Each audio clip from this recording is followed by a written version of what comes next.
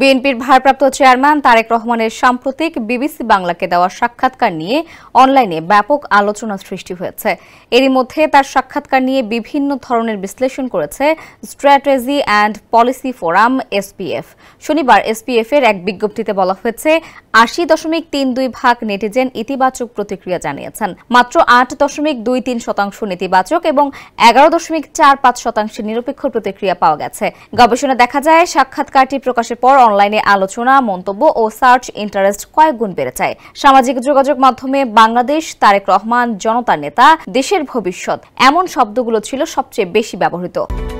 Japan Bangladesh joint venture company JBS holdings limited.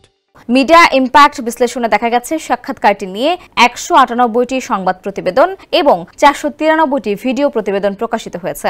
YouTube, Facebook, x ও সংবাদ মাধ্যমের website জুড়ে সাক্ষাৎকারের বিশ্লেষণ ও প্রতিক্রিয়া ছড়িয়ে পড়ে।